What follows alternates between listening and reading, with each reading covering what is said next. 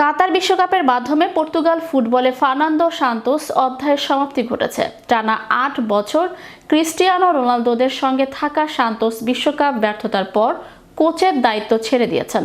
এবার তার শূন্য হওয়া জায়গায় দায়িত্ব নিতে যাচ্ছেন সাবেক বেলজিয়াম কোচ রবার্তো মার্তিনেজ। বিস্তারিত দেখুন ডেস্ক রিপোর্টে।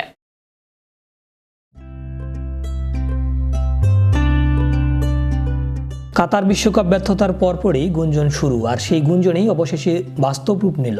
আনুষ্ঠানিকভাবে পর্তুগাল কোচের দায়িত্ব নিলেন রবার্তো মার্টিনেজ। ফার্নান্দো সান্তোসের স্থলাভিষিক্ত হলেন তিনি। মার্টিনেজ এর আগে ছিলেন বেলজিয়ামের কোচ। 2016 সালে দলটির দায়িত্ব নেওয়ার পর 2022 কাতার বিশ্বকাপ পর্যন্ত ছিলেন। তার কোচিংয়ে 2018 বিশ্বকাপে তৃতীয় হয়েছিল বেলজিয়াম। তবে সাবেক উইখান ম্যাথলেটিক, সোয়াইনসা সিটি এবং এভারটন ম্যানেজার বেলজিয়ামে গত 4 বছর ভীষণ সমালোচিত ছিলেন।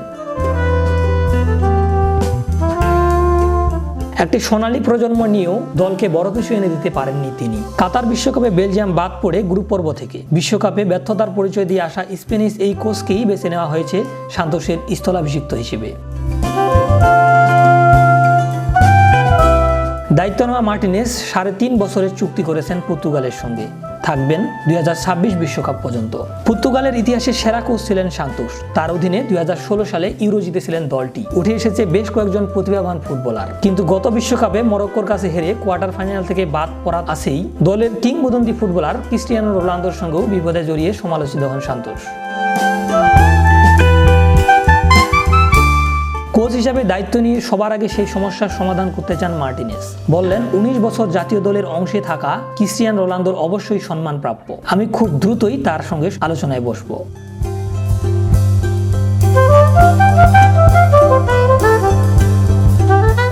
শাহরিয়ার রহমান, বিশ্ব বাংলা 24।